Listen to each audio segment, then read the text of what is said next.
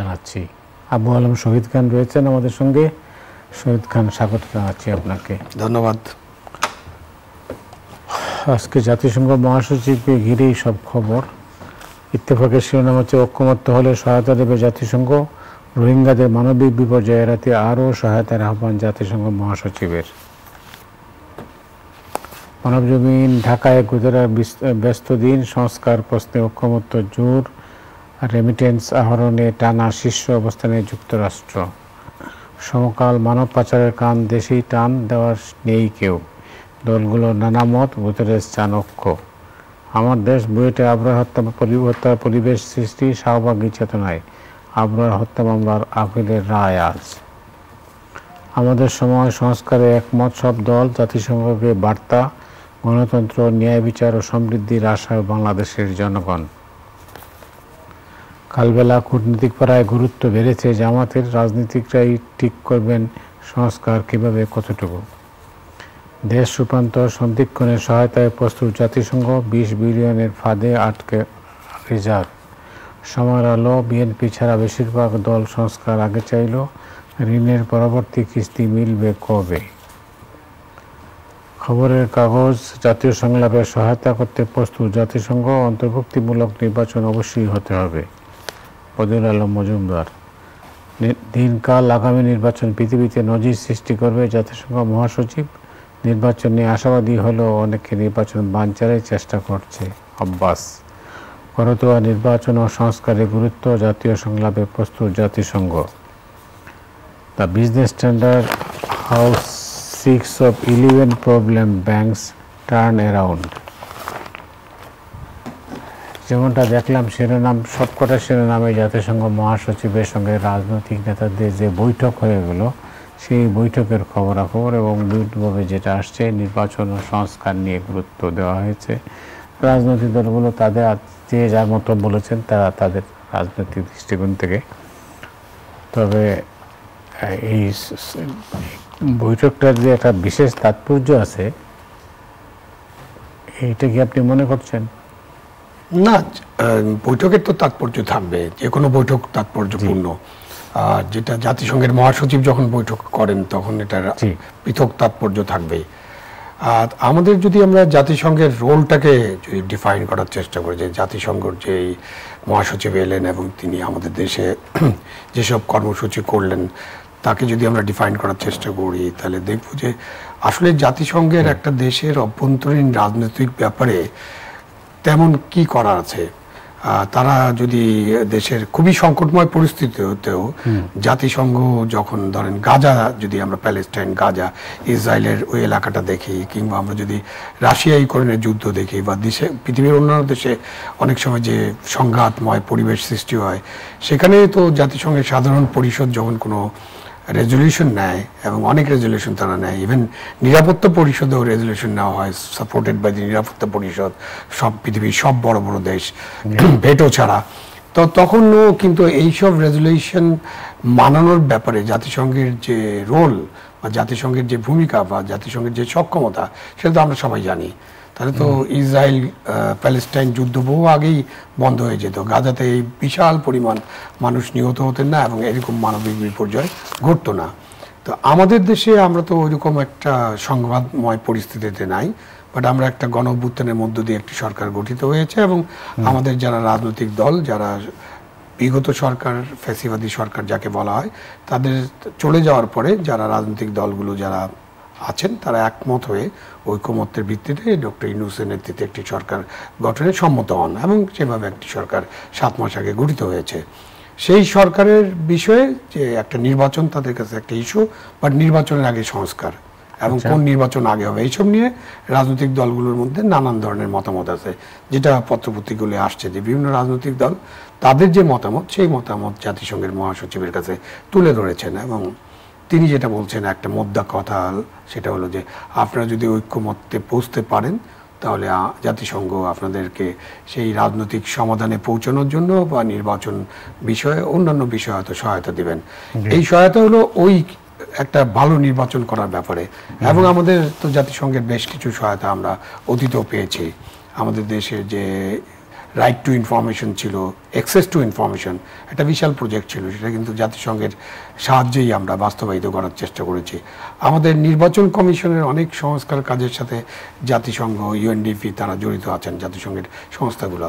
সুতরাং ওনার এই ভিজিটের ফলে রাজনৈতিক দলগুলোর সাথে আলাপ আলোচনা এবং সরকারের সাথে যে আলাপ আলোচনা, তার ভিত্তিতে একটা ঐক্যমত্যে যদি আমরা পৌঁছতে পারি, খুবই চ্যালেঞ্জিং একটা কাজ ঐক্যমত্যে পৌঁছানোটা, কেন এখন বেশ কিছু মৌলিক বিষয়ে আমরা ডিফারেন্স অফ অপিনিয়ন দেখতে পাচ্ছি।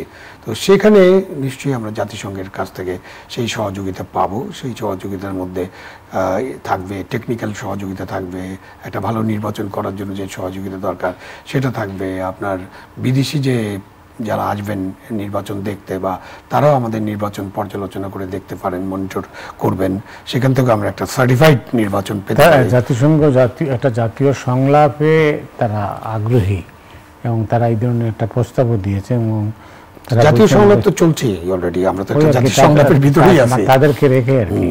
এখন তাদের উপস্থিতিতে জাতীয় সংলাপ, হ্যাঁ এটা হতে পারে।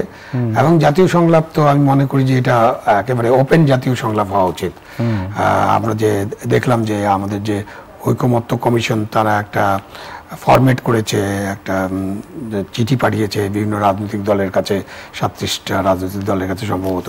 সেই ফরম্যাটটা হচ্ছে একটা মাল্টিপল চয়েসের ফরম্যাট এবং সেখানে তারা কিছু উত্তর চেয়েছে, পরে হয়তো তারা আবার বসবেন।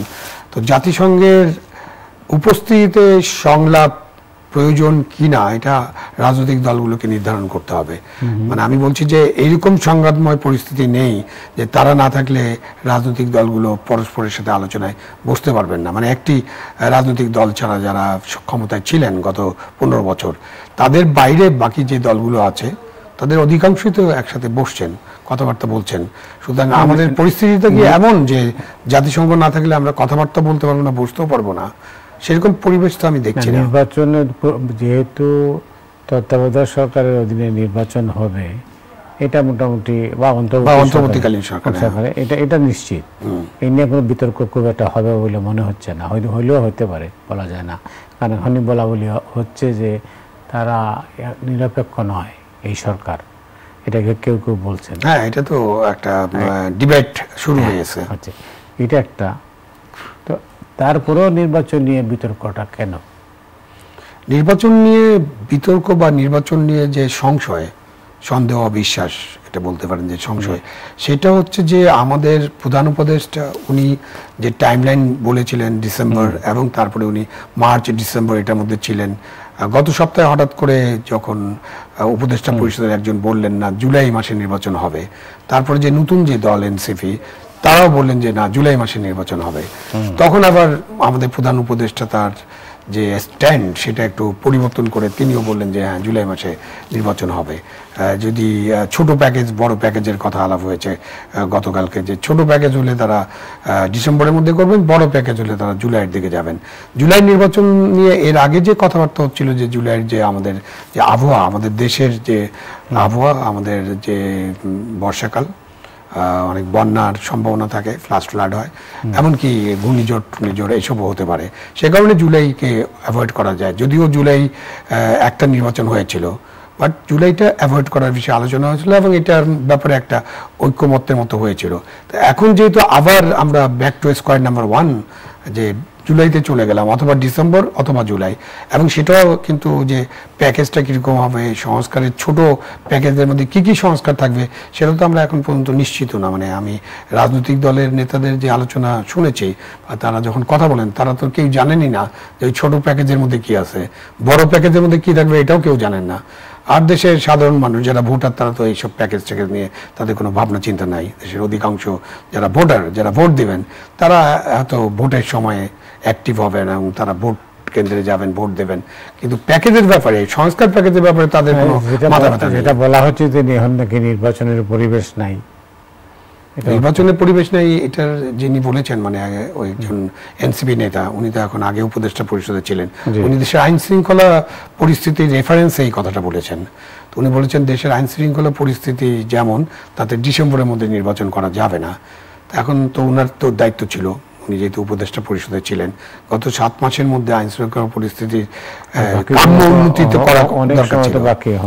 অনেক সময় বাকি। তো আপনার আজকে তো মার্চ মাসে আমরা কথা বলছি, তো আপনি বাকি 9 মাস বাকি থাকতে পারে, বা 3 মাস আগে তো আপনার যদি ডিসেম্বরে নির্বাচন হয় 3 মাস আগে আপনাকে শিডিউল দিতে হবে, তো 6 মাস বাকি আছে। তো এইটা সত্যি যে দেশের আইন শৃঙ্খলা পরিস্থিতি উন্নয়ন করার যদি একেবারে কমিটমেন্ট থাকে, এবং আমরা যদি আমাদের যে পুলিশ বাহিনী আছে এবং অন্যান্য বাহিনী আছে তাদেরকে যদি আমরা নেতৃত্ব দিতে পারি ঠিক মতো, মানে সরকারের পক্ষ থেকে নেতৃত্ব দেওয়া, তাদেরকে সুরক্ষা দেওয়া, এবং তাদেরকে যদি মোটিভেট করা যায়, যেটা মোটিভেটের একটা প্রবলেম আছে, যেহেতু তাদের উপর একটা বিশাল আক্রমণ হয়েছিল এবং তাদের মনোবল একেবারে ভেঙে পড়েছিল, বিকজ আপনি দেশের অধিকাংশ থানা আক্রমণ করা হয়েছে, থানায় আগুন দেওয়া হয়েছে, অস্ত্র লুট করা হয়েছে, পুলিশরা নিহত হয়েছেন বা হত্যা করা হয়েছে যে অর্থেই বলেন, এবং সেটারও বিচারের ব্যাপারে কোনো কথাবার্তা নাই।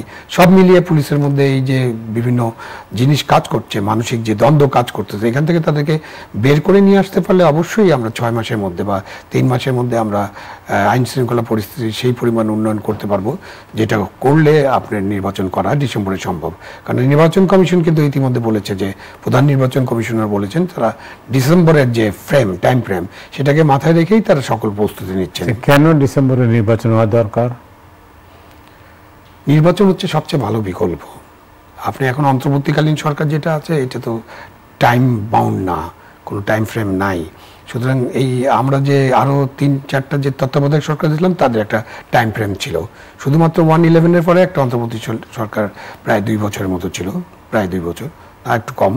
তো আপনি এই টাইম বাউন্ড সরকার না থাকার কারণে আপনার যদি দেশ পরিচালনার ক্ষেত্রে অনির্বাচিত সরকারের অনেক দুর্বলতা থাকে, যেগুলো ইতিমধ্যে প্রকাশিত হচ্ছে, বাস্তবে প্রমাণ হচ্ছে। এমন না যে অন্তর্বর্তীকালীন সরকার আসার পরে দেশের এমন পরিস্থিতি হয়েছে, সবকিছু এত ঠিকঠাক যে আমাদের কোনো নির্বাচিত সরকার দরকার নাই, সেরকমটা আমরা কিন্তু বলতে পারছি না। তো ওইটা যখন আমরা বলতে পারি না, তখন আমাদের কি বিকল্প আছে?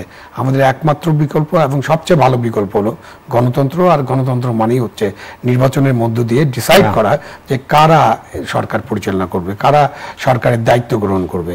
তো নির্বাচনের কোনো বিকল্প তো নেই সামনে। ব্যবসা বাণিজ্য, বিশেষ করে বিদেশি বিনিয়োগটা সবই নির্ভর করে নির্বাচনের উপরে, সবই নির্ভর করে স্টেবল গভর্নমেন্টের উপরে। স্টেবল গভর্নমেন্ট, তো এখন সেই গভর্নমেন্টের নির্বাচিত গভর্নমেন্ট অনেক তাড়াতাড়ি স্টেবিলিটি আনতে পারে। তাদের রাজনৈতিক দল যখন তারা জনগণের ভোটে নির্বাচিত হয়, তাদের ধরেন একেবারে পুরো দেশ জুড়ে তো তাদের জনবল আছে, তাদের কর্মী আছে, সমর্থক আছে, ভোটার্স আছে। তো তখন তারা ফিল করতে পারে যে না, আমাদের কাছে যে দায়িত্বটা দেওয়া হয়েছে, এই দায়িত্ব আমরা পালন করার চেষ্টা করব। তখন তারা অনেক হেল্প পায় সাধারণ মানুষের কাছ থেকে, যেই হেল্পটা কিন্তু এখন অনির্বাচিত সরকার বা আমাদের যে অন্তর্বর্তীকালীন সরকার আছে তার জন্য সাধারণ মানুষ এইভাবে এগিয়ে আসবে না। আসার পরিবেশটা আমরা হয়তো ক্রিয়েট করতে পারিনি, এগিয়ে আসতে পারে কিনা সেটাও দেখতে হবে। বাট এতদিন নেই আমরা যেটা দেখেছি যে মানুষ ওইভাবে সরকারের সমর্থনে একেবারে রাস্তায় বা আপনি যেটা বললেন ব্যবসা বাণিজ্যের উন্নয়নে, আইন শৃঙ্খলার উন্নয়নে, অথবা দ্রব্যমূল্য নিয়ন্ত্রণে রাখার জন্য মানুষ যে একেবারে অ্যাক্টিভ আছে, এরকম তো আমরা দেখতে পাচ্ছি না। সবাই তাকিয়ে আছে সরকারের দিকে। আর তখন একটা নির্বাচিত সরকার হলে তাদের পক্ষে জনমত থাকবে, তাদের পক্ষে জনগণ অনেক সময় কাজ করবে, সেটা তাদের সুবিধা। একটা রাজনৈতিক দলের ওই সুবিধাটা আছে। ধন্যবাদ। সমকালের একটা শিরোনাম, শিশুকে ধর্ষণের অভিযোগ, গণপিটুনিতে যুবক নিহত। শিশু মানে ধর্ষণের চেষ্টা হয়েছে অভয়নগর, মধুখালী, বরগুনা, ফেনী ও ময়মনসিংহে। এত কিছুর পরেও কিন্তু থামছে না, এবং যে কারণে গণপিটুনিতে একজনের মৃত্যু হয়েছে। না, এইটা তো একদম মাচ্ছন্ন সমাজে পৌঁছে যাওয়ার মতো অবস্থা। মানে শিশু ধর্ষণ বা নারী ধর্ষণ, এগুলো তো ওই যে 5ই আগস্টের পরে যে অ্যানোমি সিচুয়েশন তৈরি হলো, যে মানুষজনের মধ্যে একটা আসলো যে আমরা নিজেদের বিচার নিজে শুরু করব, এবং মানুষজন আইন শৃঙ্খলা না মানা, সংবিধান না মানা, আইনের আশ্রয় না নিয়ে, মানে তখন পুলিশও ছিল না, ফলে এরকম একটা সিচুয়েশন ক্রিয়েট হয়ে গিয়েছিল। এবং তখন সরকার গঠন হওয়ার পরে আপনি প্রথম থেকেই যে বিড়ালের গলায় ঘণ্টা বাঁধা প্রথম রাতেই, সেটা তো সরকার ওইভাবে করতে পারেনি। তারাও চিন্তা ভাবনা করছিলেন যে তারা কিভাবে অর্গানাইজ করবেন।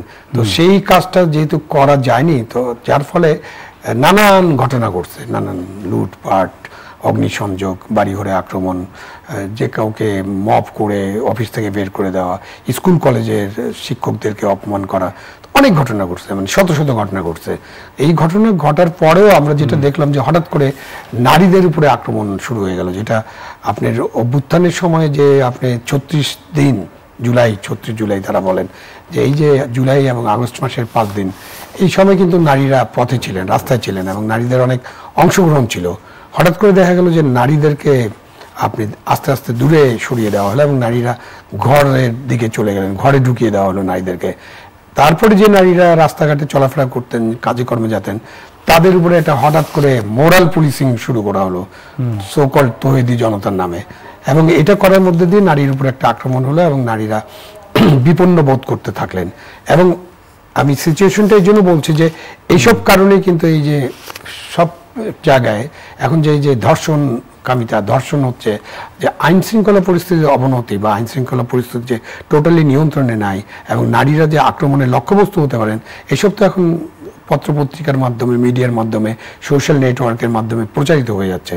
সেই কারণে সমাজে তো অপরাধী মানুষ আছে এবং মানুষের মধ্যে একটা অপরাধ প্রবণতাও কাজ করে। কোনো অপরাধ সাইকোপ্যাথস থাকতে পারেন, সাইকোলজিক্যাল বিষয় থাকতে পারে মানুষের। সুতরাং তারা মনে করলেন যে না, এটাই সুযোগ, এখন আমরা আমাদের ইচ্ছা মতো যা ইচ্ছা তাই করবো। তো এখান থেকে বেরিয়ে আসতে হলে আসলে আইন শৃঙ্খলা পরিস্থিতি যথেষ্ট উন্নতি করতে হবে। গণপিটুনি দিয়ে একজন দুজনকে মেরে ফেলা এটা কিন্তু সমস্যার সমাধান না, এটাও আবার একটা বেআইনি কাজ। যে আমাদের দেশে আপনি যখন কোনো অপরাধে কেউ যদি অভিযুক্ত হয়, তাকে আপনি কখন আইন হাতে নেয়, যখন মানুষ ওই এনমি সিচুয়েশনে পড়ে, যখন মানুষ মনে করে যে আইনে কিছু হচ্ছে না, তখন নিতে পারে। অথবা মানুষ যদি মনে করে যে আমার একটা সুযোগ আছে, আমি যা ইচ্ছা তাই করতে পারি, আমি একজনকে পিঠে মেরে ফেলতে পারি, তো তখন মানুষ এটা করবে। সুতরাং মানুষের আইন হাতে তুলে নেওয়ার অনেকগুলো কারণ থাকতে পারে, বাট আপনি যখন রাষ্ট্র চালাবেন, আপনি রাষ্ট্রের দায়িত্বে থাকবেন, সরকার চালাবেন, তখন তো মানুষকে আপনি আইন হাতে তুলে দিতে পারেন না। সেখানে তো আপনাকে কাজ করতে হবে, সেখানে সরকারের একটা দায়িত্ব আছে, সেই দায়িত্ব সরকার এড়াতে পারবে না।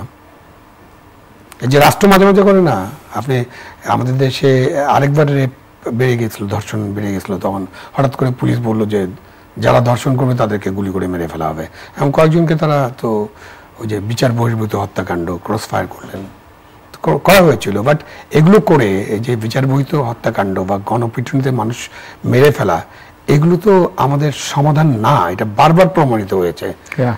পৃথিবীর কোথাও এগুলো কাজ করে নাই। সো এটা পরিষ্কার করতে হবে, এটা আলাপ আলোচনা করতে হবে যে না, আমরা বেআইনি হত্যাকাণ্ড, ক্রস ফায়ার, বিচার বহির্ভূত হত্যাকাণ্ড যেমন আমরা রাষ্ট্রের কোনো ফোর্সকে করতে দিব না, আমরা সেরকম জনগণকে উদ্বুদ্ধ করতে হবে যে আপনারাও আইন নিজের হাতে তুলে নিয়ে কাউকে পিটিয়ে মেরে ফেলতে পারবেন না। এবং আপনি যে নিউজটা পড়ছিলেন যে এটা একটা অভিযোগ, প্রচেষ্টা, তো এই প্রচেষ্টার কারণে আপনি তো পিটিয়ে মেরে ফেলতে পারেন না। সুতরাং এই সব বিষয়ে সরকারকে অবশ্যই কঠোর বার্তা দিতে হবে জনগণকে। ওয়েল, এখন আমি একটু কিতে আসি, রাজনীতি, কিন্তু রাজনীতি নেই এই মুহূর্তে কথা বলছি, তবে আছে ইফতার রাজনীতি, ইফতার পলিটিক্স। তো এটা আপনি নিশ্চয়ই এ সম্পর্কে আপনার ধারণা আছে? না, বড় বড় ইফতার পার্টি হচ্ছে, 5 স্টার হোটেলে ইফতার পার্টি হচ্ছে, এটা তো আমরা দেখছি, এটা নিউজে আসছে। আমি আজকে একটু হাঁটতে বেরিয়েছিলাম, তখন বেশ কয়েকটা সাইনবোর্ড আমার নজরে আসলো, যে বলা হচ্ছে যে নতুন যে রাজনৈতিক দলটি হয়েছে তারা একটা গণ ইফতার কর্মসূচি নিয়েছেন পুরো ঢাকা এবং পুরো বাংলাদেশ জুড়ে।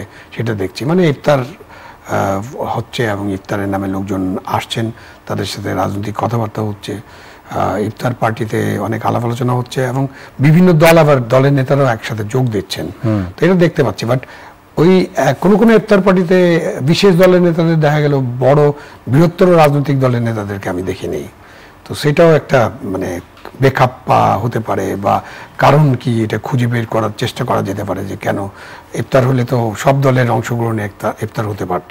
একমাত্র আপনি যদি এখন বাদ দিতে চান, তাহলে ফ্যাসিবাদী যে শাসক ছিলেন তাদের বাদ দিতে পারেন, সেই দলকে বাদ দিতে পারেন, তাদের সাথে যারা ছিলেন তাদেরকে বাদ দিতে পারেন। তো এর মাঝে তো আজকে কমিউনিস্ট পার্টির অফিসও মনে দখল করার একটা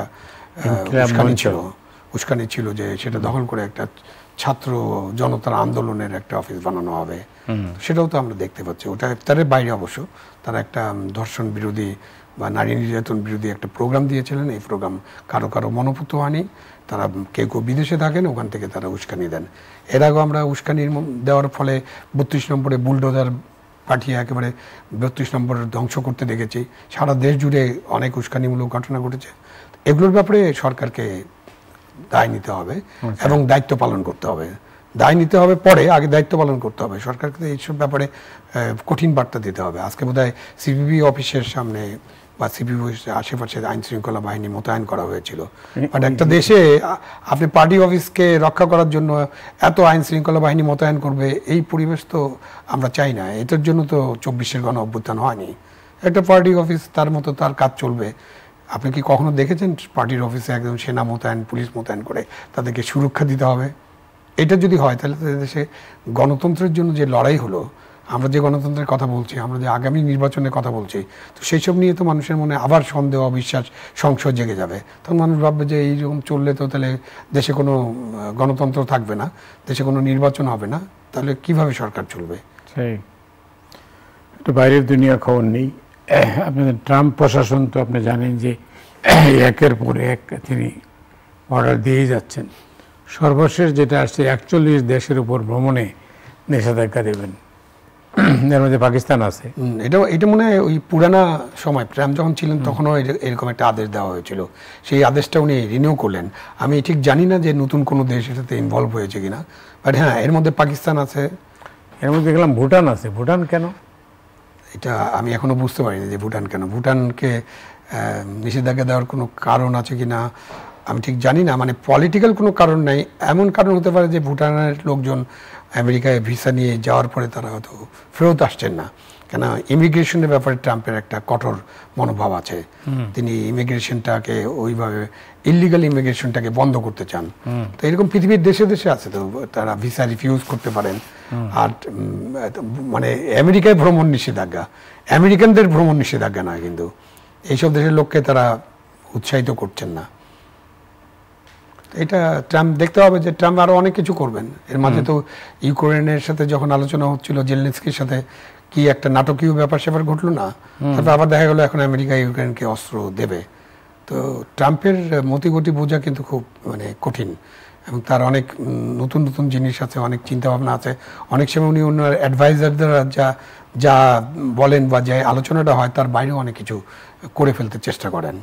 সে কারণে কিছু মামলা মোকদ্দমা হচ্ছে কিন্তু আমেরিকায়। আমেরিকার যে ট্রাম্পের প্রশাসন কেমন যাবে, এটা আরো একটু আমাদেরকে অপেক্ষা করে দেখতে হবে। বেশ টালমাটাল অবস্থা হবে বলে আমার মনে হয়। দেখা যাক শেষ পর্যন্ত কি হয়। আজকের হাতে সময় নেই, এখানে শেষ করতে হচ্ছে। আবু আলম শহীদ খান, আপনাকে অনেক অনেক ধন্যবাদ।